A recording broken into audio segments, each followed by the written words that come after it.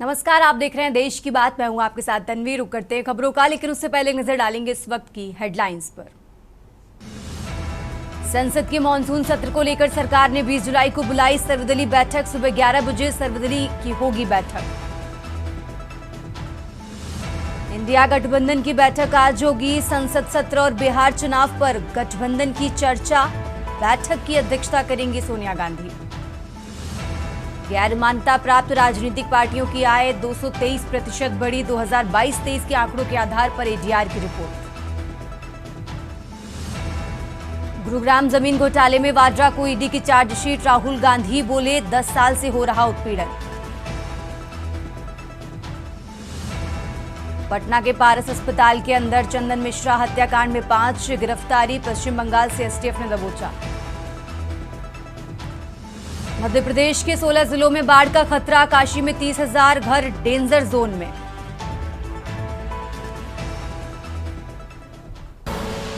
आप देख रहे हैं के न्यूज, खबरों का सारथी।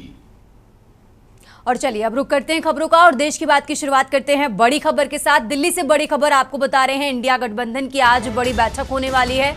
संसद सत्र और बिहार चुनाव पर गठबंधन की बैठक होगी। इंडिया गठबंधन के घटक दलों की आज ऑनलाइन बैठक होने वाली है। आपको बता दें, इंडिया गठबंधन की बैठक की अध्यक्षता सोनिया गांधी करेंगी। तो संसद सत्र में सरकार को घेरने की साझा रणनीति पर इस बैठक में चर्चा की जाएगी। देश के वर्तमान राजनीतिक हालात पर भी इस बैठक में चर्चा होगी। साथ ही बैठक से पहले आम आदमी पार्टी ने गठबंधन से दूरी बनाने के संकेत दिए हैं। वहीं अब विपक्षी गठजोड़ का हिस्सा नहीं है आम आदमी पार्टी। तो आप पार्टी की तरफ से आधिकारिक तौर पर यह घोषणा कर दी गई है कि अब गठबंधन का हिस्सा नहीं है। और इसी खबर पर ज्यादा जानकारी के लिए हमारे साथ दिल्ली से विशेष संवाददाता अखिलेश जी जुड़ चुके हैं। अखिलेश जी, आज इंडिया गठबंधन की बड़ी बैठक होने वाली है और सबसे बड़ा सवाल यही है कि आम आदमी पार्टी की तरफ से ये घोषणा कर दी गई है कि वो अब इंडिया गठबंधन का हिस्सा नहीं है। इस बैठक जुड़ी क्या कुछ जानकारी है आपके पास? देखिए, विपक्षी गठबंधन इंडिया यानी इंडिया गठबंधन की आज बैठक होने वाली है। इस बैठक की अध्यक्षता कांग्रेस की नेता सोनिया गांधी करेंगी। इस बैठक में 2 अहम मुद्दों पर चर्चा होगी। पहला मुद्दा संसद का मानसून सत्र रहेगा कि मानसून सत्र के दौरान विपक्षी घटक दल एज ए इंडिया गठबंधन जब संसद के सत्र लोकसभा और राज्यसभा दोनों में शामिल होंगे तो विपक्षी एकता दिखाते हुए केंद्र सरकार को घेरने के लिए किन मुद्दों पर एक राय बने, इसको लेकर बैठक में चर्चा की जाएगी ताकि संसद के दोनों सदनों में लोकसभा और राज्यसभा में सरकार को घेरने के लिए मुद्दे तय होंगे, उनकी रणनीति बनेगी, उन पर चर्चा होगी और उनको एक साथ एक लामबंद होकर एक साथ घेरने का काम करेंगे। दूसरी विपक्षी एकता के तौर पर इंडिया गठबंधन की बैठक में चर्चा का मुद्दा बिहार चुनाव हो सकता है। बिहार विधानसभा चुनाव आगे में दिनों में गठबंधन के लोग या फिर अभी गठबंधन में जो लोग नहीं है या फिर कोई नया गठबंधन में शामिल हो सकता है इंडिया गठबंधन के लिए, इस पर भी चर्चा हो सकती है। और बिहार विधानसभा चुनाव में विपक्षी दल एक साथ आकर इंडिया गठबंधन में आके चुनाव लड़े, इस पर चर्चा होगी ताकि आपस में बिहार विधानसभा चुनाव में वोट ना कटे और इसका नुकसान विपक्ष को हो और फायदा सरकार को मिले। इसके लिए भी इस इंडिया गठबंधन की बैठक में चर्चा की जाएगी, रणनीति बनाई जाएगी, कौन गठबंधन में शामिल हो रहा है, कौन शामिल नहीं होगा और किसको शामिल किया जा सकता है। जैसा कि आम आदमी पार्टी के तरफ से पहले ही संकेत दे दिए गए थे, तो खासकर आम आदमी पार्टी के राज्यसभा सांसद संजय सिंह के तरफ से कहा गया था कि आम आदमी पार्टी इंडिया गठबंधन में लोकसभा चुनाव के दौरान शामिल हुई थी और लोकसभा चुनाव के बाद इंडिया गठबंधन से उनका नाता टूट गया था। उसके बाद के चुनाव उन्होंने एक साथ मिलकर नहीं लड़े थे, तो आगामी जो चुनाव होंगे उन पर भी इंडिया गठबंधन के साथ आम आदमी पार्टी नहीं आगे रहेगी नहीं रहेगी, इस पर चर्चा की जाएगी। फिलहाल वो वर्तमान में इंडिया गठबंधन के साथ नहीं है। तो ये कहा जा सकता है कि आज शाम होने वाली बैठक में समाजवादी पार्टी, एनसीपी, बिहार से आरजेडी, पश्चिम बंगाल से टीएमसी और महाराष्ट्र से उद्धव ठाकरे की शिवसेना और शरद पवार की एनसीपी और समेत 2 डीएमके हैं, ये साउथ की जो पार्टियां हैं वो कई शामिल हो सकती हैं, और शाम तक ये देखना होगा जब बैठक होगी तो इसमें कौन से राजनीतिक दल और उनके नेता शामिल होते हैं, कौन नहीं शामिल होते हैं। पूरी तस्वीर शाम को साफ हो जाएगी कि इंडिया गठबंधन के साथ कितने विपक्षी दल हैं और घटक कितना मजबूत है जो केंद्र सरकार को घेरने के लिए मानसून सत्र से लेकर बिहार चुनाव तक दम भरेगा। ठीक है अखिलेश जी, आप हमारे साथ बने रहिए, हम आगे भी आपसे जानकारी लेते रहेंगे। और ये दिल्ली से बड़ी खबर आपको बता रहे हैं, जहां इंडिया गठबंधन की आज बड़ी बैठक होने वाली है। संसद सत्र में सरकार को घेरने की रणनीति पर इस बैठक में चर्चा की जाएगी। साथ ही देश के वर्तमान राजनीतिक हालात पर भी इस बैठक में बातचीत होगी। आगे बढ़ते हैं खबरों में, दिल्ली से एक और बड़ी खबर आपको बता रहे हैं। राजधानी दिल्ली से एक और अहम जानकारी, जहां अमेरिकी राष्ट्रपति ट्रंप ने सीज फायर पर बयान दिया है। अमेरिकी राष्ट्रपति ट्रंप ने एक बार फिर सीज फायर पर दिया बयान और कहा कि हमने व्यापार से रोका भारत पाकिस्तान युद्ध। और साथ ही ट्रंप की तरफ से कहा गया है कि हमने कई युद्ध रोके और ये भी गंभीर युद्ध थे। तो भारत पाकिस्तान के बीच विमानों को मार गिराया जा रहा था और पाकिस्तान युद्ध में 5 जेट मार गिराए गए थे। दोनों परमाणु संपन्न देश एक दूसरे पर हमला कर रहे थे। तो एक बार फिर से अमेरिकी राष्ट्रपति डोनाल्ड ट्रंप की तरफ से सीज फायर को लेकर बयान दिया गया है। दिल्ली से बड़ी खबर आपको बता रहे हैं, राजधानी दिल्ली से अहम जानकारी आपको बता रहे हैं, जहां एक बार फिर से अमेरिकी राष्ट्रपति डोनाल्ड ट्रंप की तरफ से सीज फायर को लेकर बयान दिया गया है। उन्होंने कहा कि दोनों परमाणु संपन्न देश एक दूसरे पर हमला कर रहे थे और पाकिस्तान युद्ध में 5 जेट मार गिराए गए थे। तो बड़ी खबर आपको दिल्ली से बता रहे हैं, अमेरिकी राष्ट्रपति डोनाल्ड ट्रंप ने कहा कि हमने कई युद्ध रोके और ये भी गंभीर युद्ध थे। भारत पाकिस्तान के बीच विमानों को मार गिराया जा रहा था और पाकिस्तान युद्ध में 5 जेट मार गिराए गए थे। दोनों परमाणु संपन्न देश एक दूसरे पर हमला कर रहे थे। दिल्ली से बड़ी खबर आपको बता रहे हैं, राजधानी दिल्ली से अहम जानकारी आपको बता रहे हैं, जहां एक बार फिर से सीज फायर को लेकर अमेरिकी राष्ट्रपति डोनाल्ड ट्रंप का बयान सामने आया है। उनकी तरफ से कहा गया कि हमने व्यापार से रोका भारत पाकिस्तान का युद्ध। तो बड़ी खबर आपको दिल्ली से बता रहे हैं। और ज्यादा जानकारी के लिए अखिलेश जी लगातार हमारे साथ जुड़े हुए हैं। अखिलेश जी, जिस तरीके से बार बार अमेरिकी राष्ट्रपति की तरफ से सीज फायर को लेकर बयान दिया जा रहा है, एक बार फिर से उनकी तरफ से कहा गया कि हमने व्यापार से भारत पाकिस्तान युद्ध रोका है, क्या मायने निकाले जाए उनके इस बयान के? देखिए, अमेरिकी राष्ट्रपति डोनाल्ड ट्रंप भारत पाक के बीच चले युद्ध के सीज फायर पर गाहे वगाहे बयान देते रहते हैं और उससे भारत के अंतर्राष्ट्रीय स्तर ही नहीं देश में भी काफी किरकिरी होती है। और खासकर केंद्र सरकार के तरफ से और खासकर प्रधानमंत्री मोदी के तरफ से इसका ना तो कभी खुलकर विरोध किया गया और ना ही खुलकर कभी जवाब दिया गया। तो इसको लेकर विपक्ष भी इस मुद्दे को लगातार लपक लेता है और इसको पूरी पुरजोर मुख होकर इसको उठाता है और उसको घेरने का काम करता है। विपक्ष पूरी तरह से भाजपा से लेकर केंद्र सरकार को इसी मामले में घेरता है कि अमेरिकी राष्ट्रपति डोनाल्ड ट्रंप लगातार बोल रहे हैं हमने क्या व्यापार की धमकी देकर भारत और पाकिस्तान के बीच युद्ध को रुकवाया, जबकि दोनों के बीच चल रहे युद्ध के दौरान 5 युद्धक विमान मार गिराए गए थे और दोनों के तरफ से जिस तरह से युद्ध की लगातार भीषण लड़ाई चल रही, तो इस गंभीर युद्ध के बीच में दोनों परमाणु संपन्न देशों के बीच चल रही तनातनी को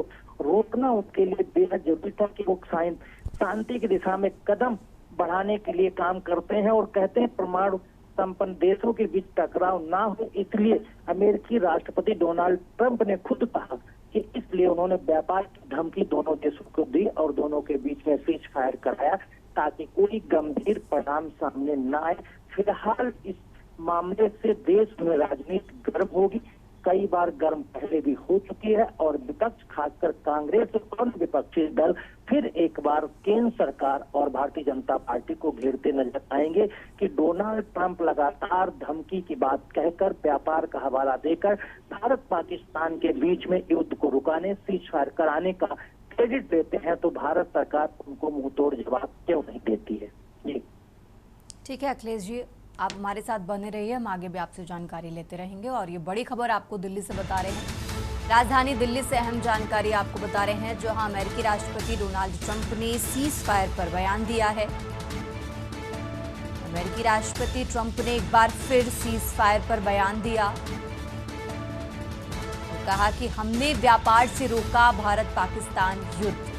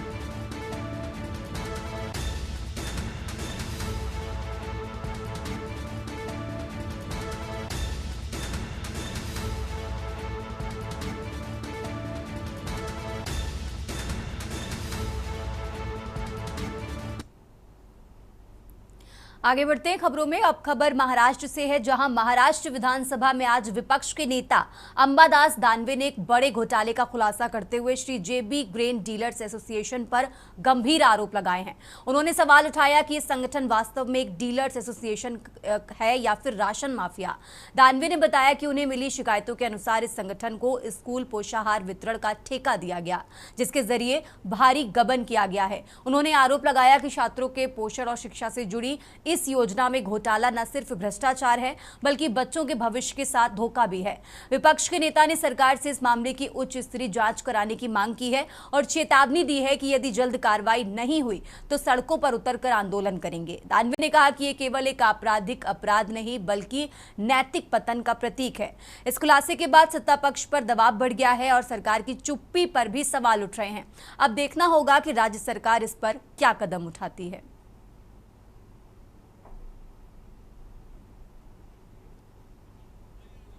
याच्या शालेय विद्यार्थ्यांना जो शालेय पोषण आहार मिळतो, माझ्याकडे या संदर्भात तक्रार आली होती। शालेय पोषण आहार वाहतुकीचा खर्च मुंबईमध्ये 1400 रुपये, महाराष्ट्रात 15,000 रुपये। आता मी सहज विचारलं की इथं 1400 रुपये कसा परवडतो आणि महाराष्ट्रात 15,000 आहे, तर मला असं कळालं की मुंबईमध्ये हा शालेय पोषण आहार दिलाच जात नाही आणि जी संस्था आहे ही संस्था आहे स्वयंसेवी, एका कुटुंबाची स्वयंसेवी संस्थेला अशा पद्धतीनं व्यवसाय करता येत नाही। या संस्थेनं एनजीओच्या नावाखाली हा संस्था व्यापार करते। व्यापार करत असताना सर्वसामान्य गोरगरिबांचे जे मुलं आहे यांच्या पोटावर मारण्याचा काम करते, पाप करते। म्हणून हा आम्ही निवेदन सरकारला दिलेला आहे।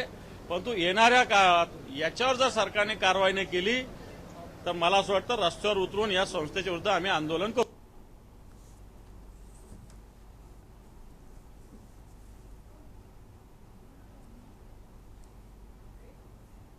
देश की बात में फिलहाल वक्त हो चला एक छोटे से ब्रेक का, फौरन हाजिर होते हैं। आप देख रहे हैं के न्यूज, खबरों का सारथी। देश की बात में एक बार फिर से हाजिर हैं। रुक करते हैं खबरों का। अब खबर जगदलपुर से है, जहां बस्तर जिला कांग्रेस कमेटी के निर्देश पर जगदलपुर शहर में कांग्रेस पदाधिकारियों, कार्यकर्ताओं और पार्षदों ने नगर निगम की भाजपा सरकार के खिलाफ जोरदार प्रदर्शन किया। कांग्रेस ने नगर निगम कार्यालय का घेराव करते हुए शहर की गंभीर जन समस्याओं को लेकर आक्रोश जताया। प्रदर्शनकारियों ने आरोप लगाया कि नगर निगम की लापरवाही से शहर में सफाई व्यवस्था चरमराई हुई है। ना अनापत्ति प्रमाण पत्र दिए जा रहे हैं और ना ही आवारा पशुओं व कुत्तों को पकड़ने या उनके रखरखाव की कोई योजना है। इसके साथ ही गरीब दुकानदारों और फुटकर व्यवसायियों को अतिक्रमण के नाम पर हटाया जा रहा है, जिससे उनकी आजीविका पर संकट खड़ा हो गया है। शहर जिला कांग्रेस अध्यक्ष ने कहा कि महापौर को कार्यभार संभालने 5 महीने हो चुके हैं, लेकिन जन समस्याएं जस की तस बनी हुई हैं। मुख्य मार्गों पर स्ट्रीट लाइटें महीनों से बंद हैं, जिससे रात में दुर्घटनाएं और अपराध बढ़ने का खतरा बना हुआ है। कांग्रेस ने चेतावनी दी कि अगर समस्याओं का समाधान नहीं हुआ तो आंदोलन और तेज किया जाएगा।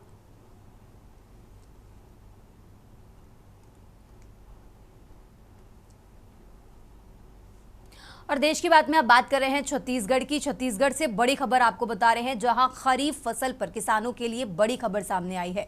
केंद्र सरकार ने खरीफ सीजन उपार्जन लक्ष्य बढ़ाया है, चावल उपार्जन के लक्ष्य को बढ़ाया है। आपको बता दें 70 लाख मीट्रिक टन से बढ़ाकर 78 लाख टन कर दिया गया है। तो सीएम विष्णुदेव साय ने प्रधानमंत्री नरेंद्र मोदी का धन्यवाद भी किया। खाद्य सार्वजनिक वितरण मंत्री प्रहलाद जोशी का भी धन्यवाद किया है। तो ये फैसला छत्तीसगढ़ के किसानों के हित में लिया गया। सीएम विष्णुदेव साय की तरफ से ये बयान भी सामने आया। उन्होंने कहा कि आर्थिक स्थिति को और ज्यादा मजबूत करेगा ये फैसला। तो छत्तीसगढ़ से खबर आपको बता रहे हैं, छत्तीसगढ़ से अहम जानकारी आपको बता रहे हैं।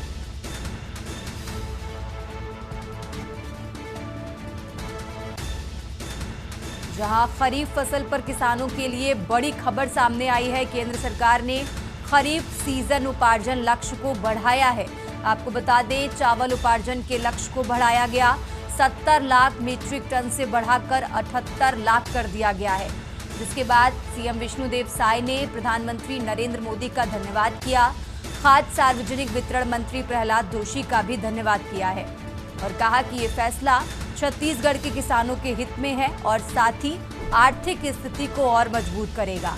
तो छत्तीसगढ़ से बड़ी खबर आपको बता रहे हैं, छत्तीसगढ़ से अहम जानकारी आपको बता रहे हैं, जहां इस फैसले के सामने आने के बाद छत्तीसगढ़ के मुख्यमंत्री ने प्रधानमंत्री नरेंद्र मोदी का धन्यवाद किया। साथ ही खाद्य सार्वजनिक वितरण मंत्री प्रहलाद जोशी का भी धन्यवाद किया है। उन्होंने कहा कि ये फैसला छत्तीसगढ़ के किसानों के हित में है, आर्थिक स्थिति को और मजबूत करेगा। छत्तीसगढ़ से बड़ी खबर आपको बता रहे हैं, छत्तीसगढ़ से अहम जानकारी आपको बता रहे हैं, जहां खरीफ फसल पर किसानों के लिए बड़ी खबर सामने आई है। केंद्र सरकार ने खरीफ सीजन उपार्जन लक्ष्य को बढ़ाया है।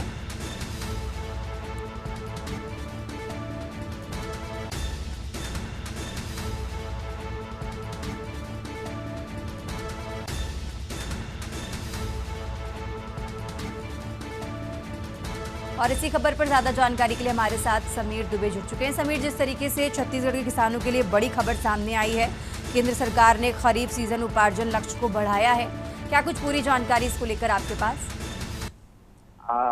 जी, मैं बिल्कुल बताना चाहूंगा कि छत्तीसगढ़ के किसानों के लिए ये बहुत बड़ी खबर है और इसको जो है खुशखबरी भी कहा जा सकता है। केंद्र सरकार ने जो है खरीफ विपणन वर्ष जो 2024-25 के लिए जो केंद्र सरकार ने जो है चावल उपार्जन का जो लक्ष्य रखा था, 40 मैट्रिक टन का जो लक्ष्य रखा था, उसको बढ़ाकर जो है 78 लाख मैट्रिक टन कर दिया है। और 8 लाख मैट्रिक टन की वृद्धि ना ही केवल किसानों की आय बढ़ेगी, बल्कि जो है राज्य की जो है कृषि व्यवस्था को भी जो है इससे जो है मजबूती मिलेगी। तो बिल्कुल ये जो है किसानों के लिए जो है बहुत ही बड़ी खबर है। जी ठीक है समीर, बहुत बहुत शुक्रिया आपका तमाम जानकारी दर्शकों तक पहुंचाने के लिए। और ये छत्तीसगढ़ से अहम जानकारी आपको बता रहे हैं, जहां इस फैसले के सामने आने के बाद छत्तीसगढ़ के मुख्यमंत्री विष्णुदेव साय ने प्रधानमंत्री नरेंद्र मोदी का आभार जताया है।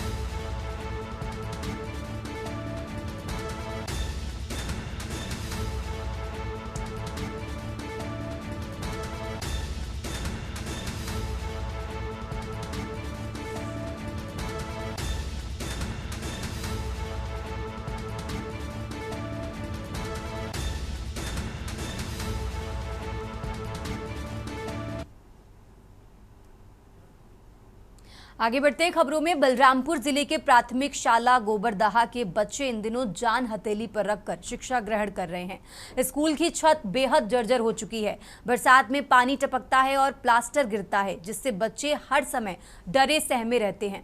बताया जा रहा है कि स्कूल जतन योजना के अंतर्गत मरम्मत के लिए राशि स्वीकृत तो हुई, लेकिन काम शुरू नहीं हो पाया।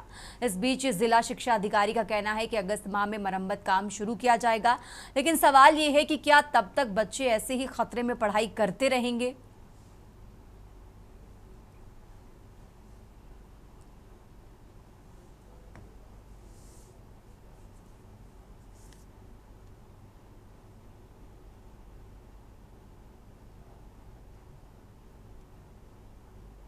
विभाग आरईएस को कार्य दिया गया है और 15 अगस्त तक सारे काम पूरे हो जाएंगे।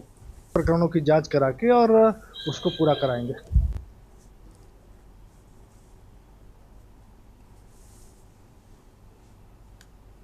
आगे बढ़ते हैं खबरों में। साहिबगंज जिले में अपराधियों के हौसले बुलंद हैं।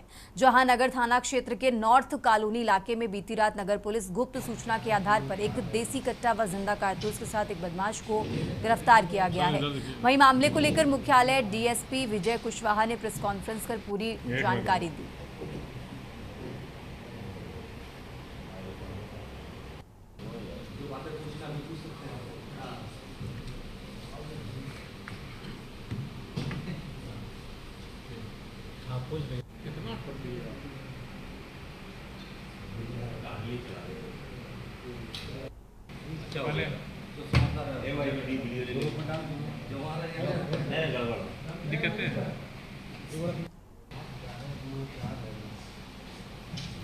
पुलिस अधीक्षक महोदय को गुप्त सूचना मिली थी कि कुछ अपराधी टॉकीज फील्ड नॉर्थ कॉलोनी में अवैध हथियार के साथ घूम रहे हैं और कोई अप्रिय घटना को अंजाम दे सकते हैं। इस मामले की गंभीरता और अपराधियों की गिरफ्तारी हेतु पुलिस अधीक्षक महोदय साहिबगंज के द्वारा एक छापामारी टीम का गठन किया गया। गठित छापामारी दल के द्वारा एक अपराधी अभय कुमार उर्फ सुधांशु उम्र 22 वर्ष, पिता शिव कुमार राम राय उर्फ धुरन, साकिन सोबनपुर भट्टा, थाना नगर, जिला साहिबगंज को लोडेड देसी कट्टा के साथ टॉकीज फील्ड नॉर्थ कॉलोनी में पकड़ा गया। अभियुक्त अभय कुमार और सुधांशु के ऊपर पूर्व से गोलीबारी एवं मारपीट के कई कांड अंकित हैं। अवैध हथियार बरामदगी को लेकर नगर थाना में कांड दर्ज किया गया है।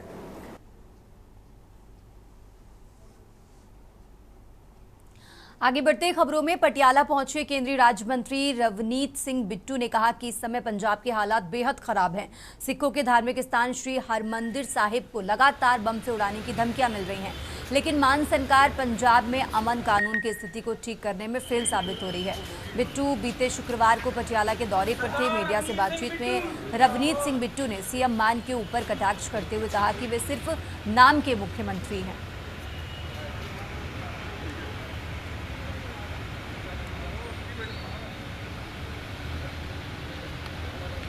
ना पवे यार ਇਹ ਜੇ ਘਰਾਂ 'ਚ ਨਾ ਕਿਸੇ ਦੀ ਮੌਤ ਹੋਵੇ।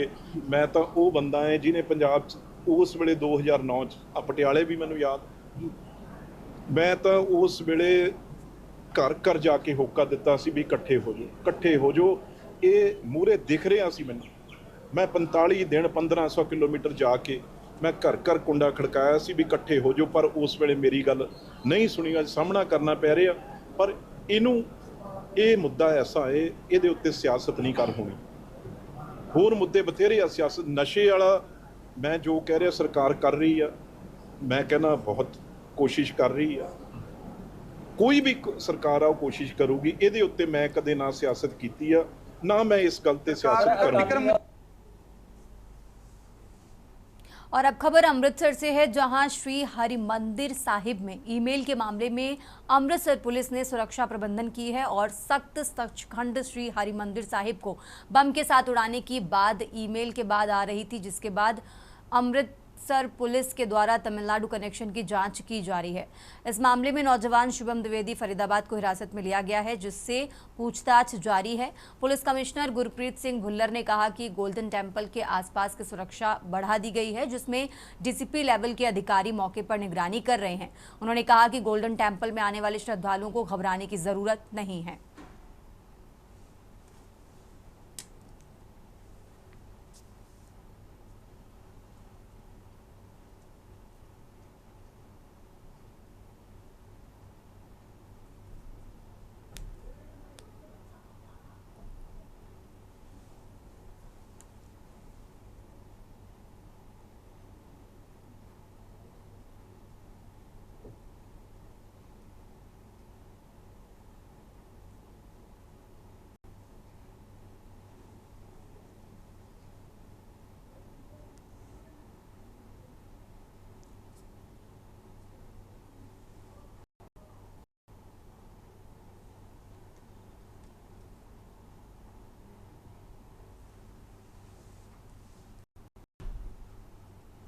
और अब खबर सिरसा से है, जहां सिरसा जिले के अलानाबाद क्षेत्र गांव बेहरवाला कला की शमशान भूमि अब बदले हुए रूप में नजर आ रही है। पहले जहां ये स्थान झाड़ियों, कचरों और आवारा पशुओं का अड्डा था, वहीं अब ये क्षेत्र सुंदर, स्वच्छ और हरी से युक्त पार्क में बदल गया है।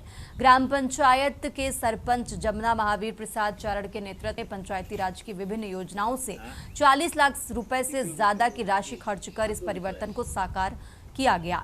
शमशान भूमि में अब शवदाह गृह शेड, इंटरलॉकिंग सड़कें, 4 दीवारी पेयजल पाइपलाइन और बड़ा जलकुंड बनवाया गया है।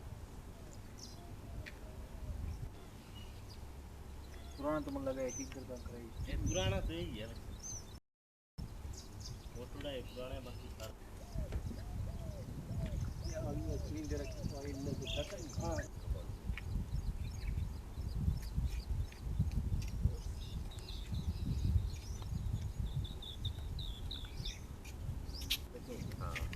सरदार है विकास करे, यहाँ पे कोई आदमी बैठता ही नहीं था। ऐसा था ना तो कोई 4 दीवारी थी, ना कोई बैठने की, ना पानी की सुविधा, कुछ भी नहीं थी। और पेड़ पौधा तो कोई था ही नहीं, बड़े थे कोई पुराने, उनकी पूरी छाया वगैरह नहीं थी। तो अब मैंने प्रयास किया भी पहले और सभी काम छोड़कर और अपने शमशान घाट का ही विकास कर लें। जहाँ से हर गांव से आदमी आता है, कभी भी कोई भी दुर्घटना वगैरह हो जाती है तो हमने सीसी ब्लॉक, पौधे, शेड निर्माण, पानी की व्यवस्था जैसे पाइपलाइन, डिग्गी, बैठने के लिए चौक, ये सब करवाए। आगे और करवाने की सोच रखते हैं। अभी कोई आप बैठने के लिए शेड वगैरह, कुर्सियाँ वगैरह और लगाएंगे। यहाँ रुकते हैं एक छोटे से ब्रेक के लिए, फौरन हाजिर होते हैं। आप देख रहे हैं के न्यूज, खबरों का सारथी।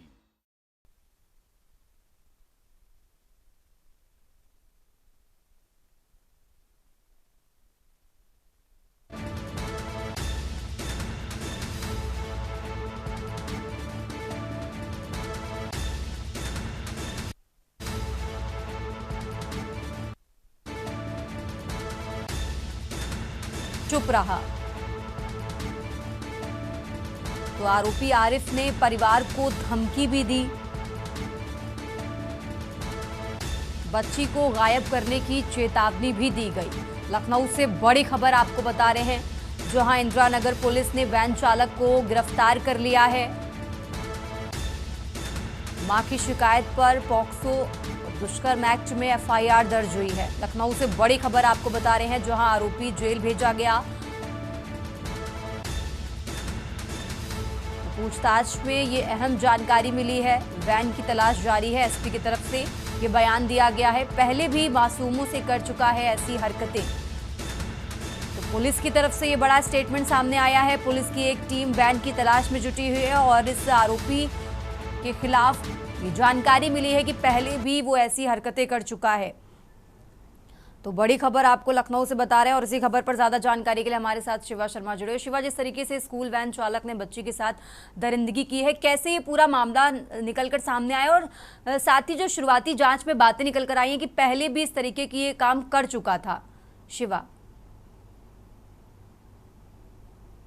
इलाके की ये पूरी घटना है जहां पर 4 साल की बच्ची जो है, जो प्ले ग्रुप के स्कूल पे अपनी वैन से जाती थी और उस जो वैन का चालक है मोहम्मद आरिफ, जो लखनऊ के इंदिरा नगर का रहने वाला है, उसने न सिर्फ उसके साथ बदतमीजी की बल्कि दुष्कर्म करने का प्रयास भी किया। और मासूम बच्ची थी और जब इस बच्ची ने पूरी आपबीती अपने पेरेंट्स को बताई, अपने माँ बाप को बताई, तो उन्होंने स्कूल प्रशासन से जा करके शिकायत की। लेकिन वहाँ के जो प्रबंधक है, आरोप है कि उन प्रबंधक संदीप ने भी इस बात को शिकायत को नकारा कर दिया और किसी के खिलाफ कोई कार्रवाई नहीं की थी।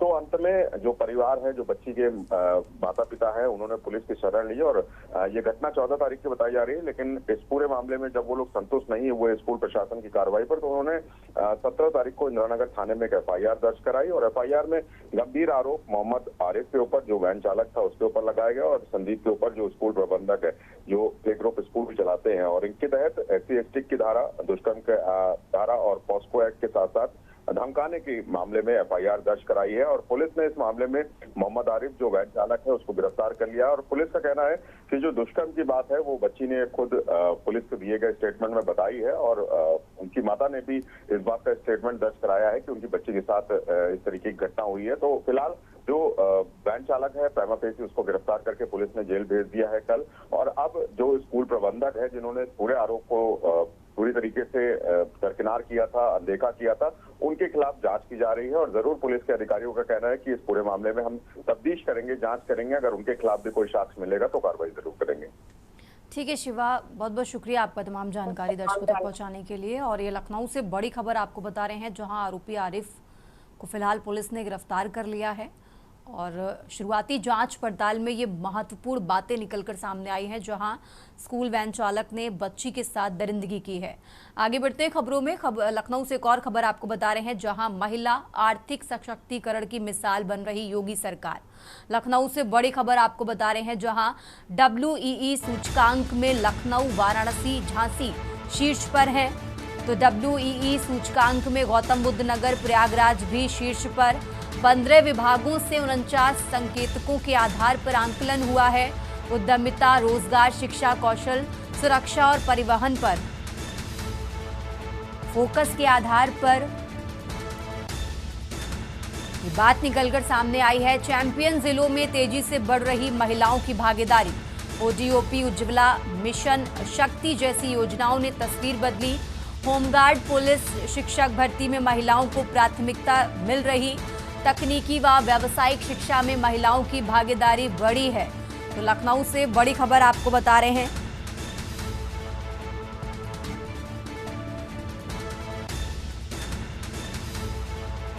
राजधानी लखनऊ से अहम जानकारी आपको बता रहे हैं।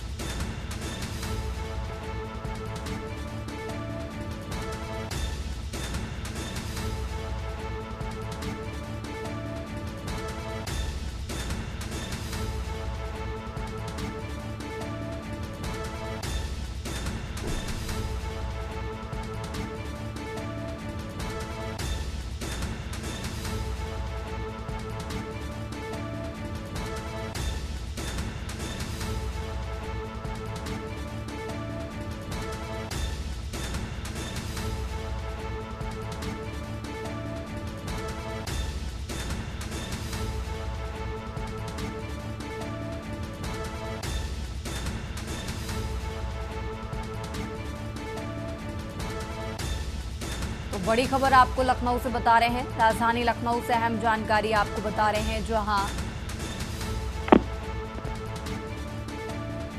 महिला आर्थिक सशक्तिकरण की मिसाल बन रही योगी सरकार। और इसी खबर पर ज्यादा जानकारी के लिए हमारे साथ कौशलेंद्र उपाध्याय जुड़ चुके हैं। कौशलेंद्र, जिस तरीके से महिला आर्थिक सशक्तिकरण की मिसाल बन रही है योगी सरकार, WEE सूचकांक में लखनऊ, वाराणसी, झांसी शीर्ष पर है, पूरी जानकारी क्या है इसको लेकर आपके पास? जी बिल्कुल, देखिए आपको बताएं कि आकांक्षा तमाम जो महिलाओं की योजनाएं चल रही हैं उसमें महिलाओं ने बढ़ चढ़ कर हिस्सा लिया है और कहीं न कहीं उनको फायदा हो रहा है, चाहे वो ग्रामीण क्षेत्र हो या जो है शहरी क्षेत्र हो। हर जगह उन सरकार की जो योजनाएं हैं उनमें महिलाओं ने बढ़ चढ़ हिस्सा लिया। जैसे आकांक्षा समिति योजना है, तमाम ऐसे जो है महिलाओं ने जो प्रशिक्षण लेके अपना कार्य शुरू किया। वहीं कौशल विकास है, ये सब सभी चीजों में है। और WE में जैसे जिसमें रैंक में आई है उसमें देखिए राष्ट्रपति के खुद द्रौपदी मुर्मू ने आकांक्षा दीदियों को बुला के सम्मानित किया है। वैसे तमाम जो है जिलों में ये जो योजनाएं हैं जो महिलाओं के लिए चल रही हैं और जो सरकारी नौकरियों में जिस तरह से जो है इनकी नियुक्ति हो रही है, इससे कहीं न कहीं वो महिलाओं को प्रोत्साहन मिल रहा है और आने वाले समय में और भी जो है ज्यादा जागरूक होकर वो सरकार में जो भागीदारी महिलाओं की उससे वो करेंगे। बिल्कुल कौशलेंद्र, बहुत बहुत शुक्रिया आपका तमाम जानकारी दर्शकों तक पहुंचाने के लिए। और ये लखनऊ से बड़ी खबर आपको बता रहे हैं। राजधानी लखनऊ से अहम जानकारी आपको बता रहे हैं।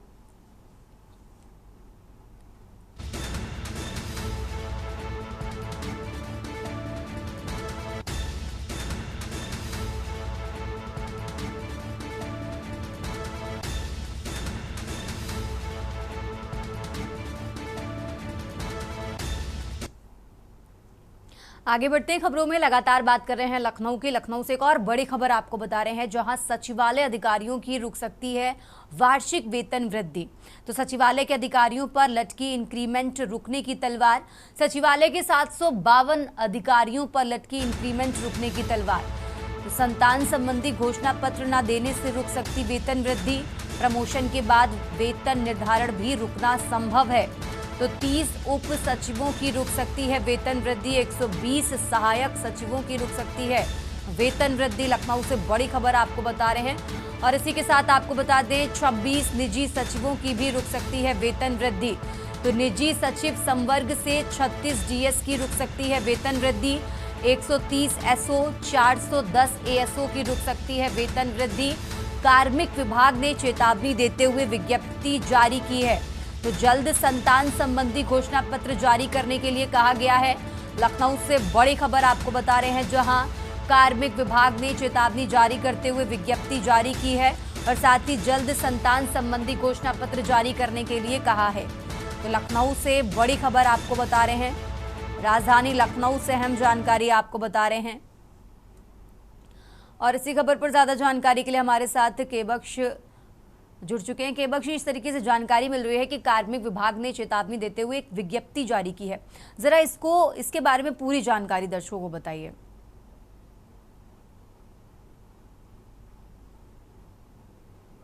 विभागाध्यक्षों द्वारा और शासन द्वारा ये सारे सचिवालय कर्मियों को कहा गया था कि जितनी आपकी संतानें हैं उसकी घोषणा कर दे। लेकिन ये बार ये बाबू पे, जैसा एक कहावत है कि बाबू किसी नहीं काबू, तो ये बाबू बेलगाम हो गए हैं। सरकार के अपने विभागाध्यक्ष के आदेशों का अनुपालन करने से आनाकानी कर रहे हैं। यही कारण है कि सरकार को इसमें कड़ा निर्णय लेना पड़ेगा और आज की जो लोग अपनी संतान का विवरण नहीं दें परमिशन दिया जाएगा। और इस तरह से 742 के करीब सचिवालय कर्मी है, जिसमें पीएस है, एडिशनल पीएस है, प्राइवेट सेक्रेटरी है। इन सबको कह दिया गया है कि आप तत्काल अपनी संतानों जितनी संतानें उसकी घोषणा कर दे, अन्यथा न तो आपको कोई प्रमोशन दिया जाएगा, न ही आपकी वेतन वृद्धि की जाएगी। तो इस आदेश से सचिवालय हंगामा मचा हुआ है। लेकिन सरकार ने निश्चित कर लिया है कि जब तक ये लोग वेतन वृद्धि, जब तक ये अपनी संतानों को घोषणा नहीं करें, न तो किसी सचिवालय कर्मी की पदोन्नति की जाएगी, न ही वेतन वृद्धि की जाएगी। तो शायद मुझे लगता है कि इस निर्देश के बाद सचिवालय कर्मी अपनी संतानों की घोषणा का परिपत्र घोषणा कर देंगे और कार्मिक विभाग को उसकी सूचना दे देंगे। ठीक है केबक्स जी, बहुत बहुत शुक्रिया आपका तमाम जानकारी दर्शकों तक पहुंचाने के लिए। और ये लखनऊ से खबर आपको बता रहे हैं, जहां संतान संबंधी घोषणा पत्र न देने से रुक सकती है वेतन वृद्धि। प्रमोशन के बाद वेतन निर्धारण भी रुकना संभव है।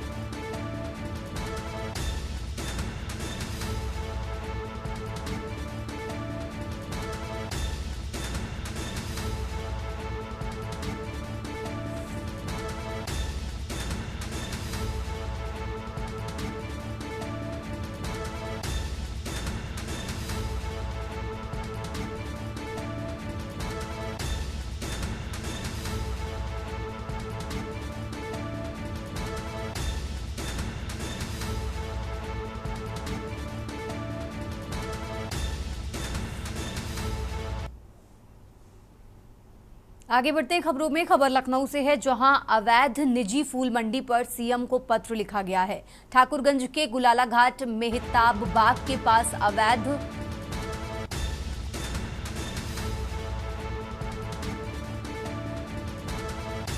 तो मंगल सिंह ने लिखा सीएम योगी को पत्र। अपना बाजार व्यापार मंडल के अध्यक्ष हैं मंगल सिंह। लखनऊ से खबर आपको बता रहे हैं, जहां अवैध रूप से बनी फूल मंडी को लेकर आवाज उठाई गई है और इसके जरिए एक पत्र लिखा गया। पत्र के जरिए आवाज उठाई गई है। अवैध निजी फूल मंडी पर सीएम को पत्र लिखा गया।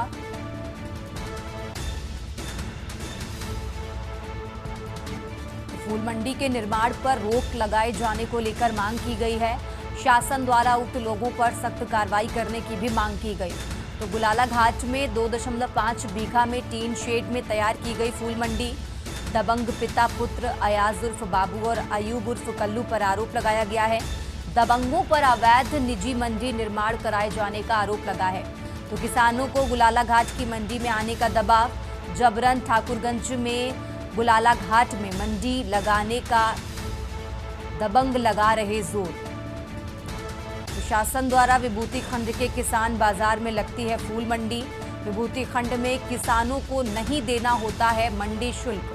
तो सीएम योगी ने फूल खेती वाले किसानों को तोहफा दिया था। लखनऊ के किसान अपने फूल मंडियों से फूल बेचें, किसानों पर जबरन बनाया जा रहा है दबाव। चौक इलाके में नींबू पार्क और कंचन मार्केट में फूलों की अवैध मंडी। दबंगों द्वारा कई इलाकों में लगाई जाती है अवैध मंडी और साथ ही अवैध मंडी में किसानों से अवैध वसूली की जाती है। तो लखनऊ से खबर आपको बता रहे हैं।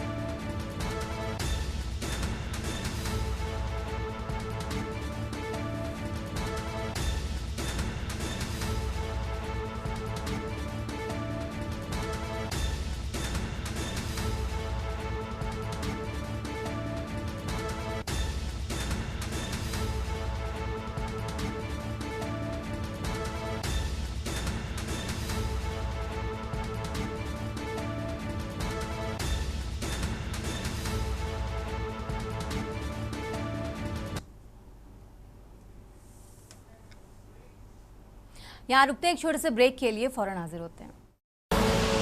आप देख रहे हैं के न्यूज़, खबरों का सारथी। ब्रेक से वापस आ चुके हैं, रुक करते हैं खबरों का। खबर लखनऊ से है। मेट्रो में नई ने की गाली गलौज। सोशल मीडिया पर वीडियो वायरल हो रहा है। हजरतगंज मेट्रो स्टेशन से चढ़ा नशेड़ी युवक नेताओं को गालियां दे रहा था। नशेड़ी युवक यात्री ने वीडियो बनाकर सोशल मीडिया पर वायरल किया। तो लखनऊ मेट्रो प्रशासन की तरफ से जांच के आदेश फिलहाल दिए गए हैं। लखनऊ से खबर आपको बता रहे हैं, जहां नेताओं को गालियां दे रहा था नशेड़ी युवक। फिलहाल लखनऊ मेट्रो प्रशासन की तरफ से जांच के आदेश दिए गए हैं।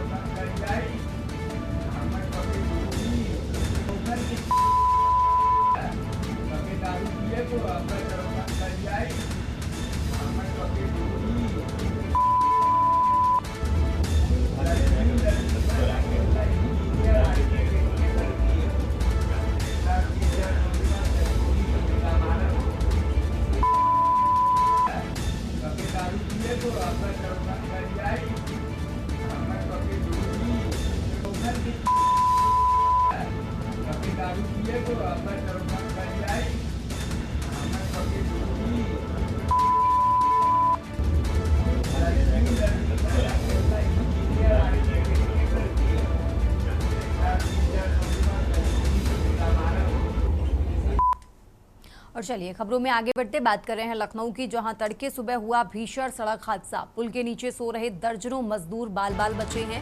भीषण सड़क हादसे में कार के एयरबैग खुले, युवक गंभीर रूप से घायल हुआ है। तो मॉर्निंग वॉक पर निकले लोगों ने की मदद। युवक को कार के बाहर निकालकर पुलिस को सूचना दी। मौके पर पहुंचे 112 ने घायल को अस्पताल भिजवाया। सीमा विवाद में उलझी लखनऊ पुलिस। तो खुर्रम नगर चौराहे से रिंग रोड पर यह हादसा हुआ है। इंदिरा नगर थाना क्षेत्र में ये घटना हुई। चालक घायल है, नाम का पता नहीं चल पाया है। जानकीपुरम इलाके का रहने वाला है। लखनऊ से खबर आपको बता रहे हैं। राजधानी लखनऊ से अहम जानकारी आपको बता रहे हैं, जहां जानकीपुरम इलाके का रहने वाला है। चालक फिलहाल घायल है, नाम का पता नहीं चल पाया है। तो इंदिरा नगर थाना क्षेत्र में यह घटना हुई। खुर्रम नगर चौराहे से रिंग रोड पर यह सड़क हादसा हुआ।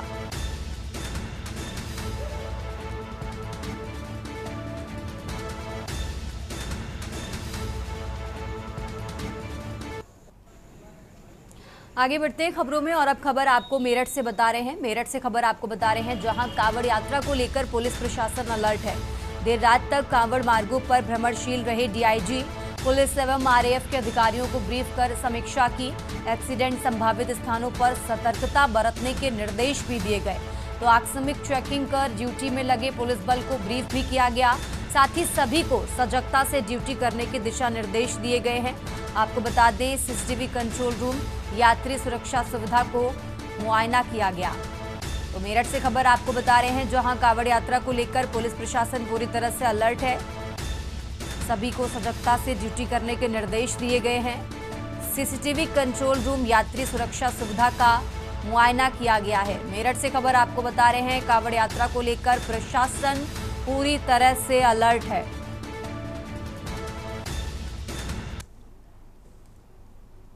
और अब खबर मथुरा से है, जहां यमुना एक्सप्रेसवे पर भीषण सड़क हादसा हुआ है। इस हादसे में 6 लोगों की मौत हो गई है, करीब 2 दर्जन लोग घायल हैं। तो बस, टैंकर और कार आपस में टकराई हैं। सूचना पाकर मौके पर पुलिस पहुंची। स्थानीय लोगों ने घायलों को अस्पताल में भर्ती कराया गया। आपको बता दें, थाना बलदेव इलाके के यमुना एक्सप्रेसवे की ये घटना आपको बता रहे हैं। मथुरा से खबर आपको बता रहे हैं। सूचना पाकर फिलहाल मौके पर पुलिस पहुंची है।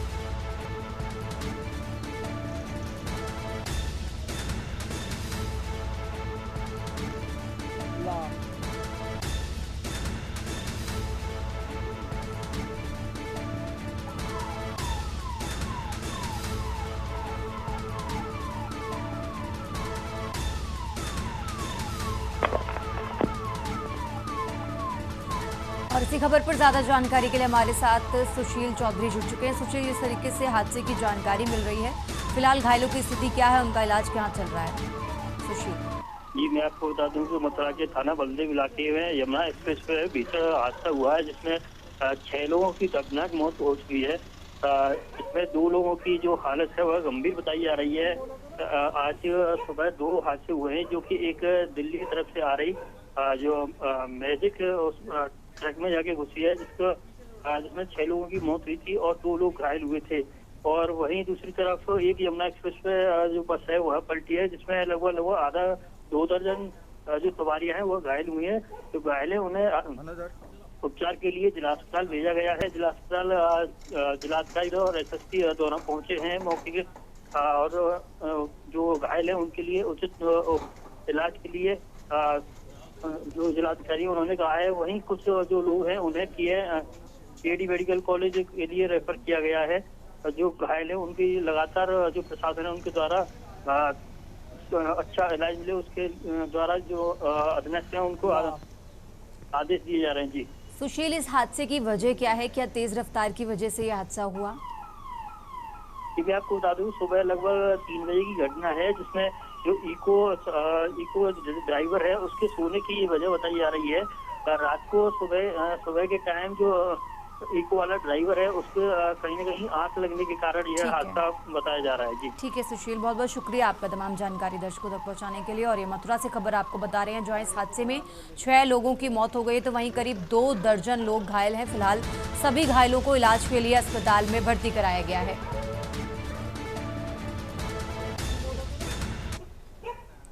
आगे बढ़ते हैं खबरों में। मथुरा से एक और खबर आपको बता रहे हैं, जहां मंत्री एके शर्मा का आज मथुरा दौरा है।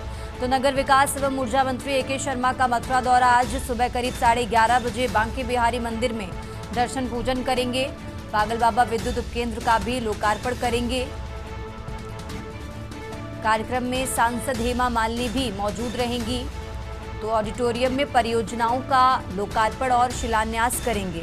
मथुरा से खबर आपको बता रहे हैं, स्वच्छता सर्वेक्षण 2024 में 11वां स्थान मिलने पर उत्साह है। तो मथुरा से खबर आपको बता रहे हैं।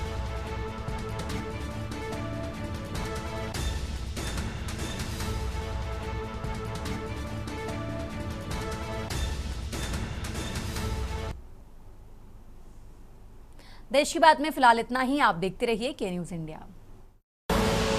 आप देख रहे हैं के न्यूज, खबरों का सारथी।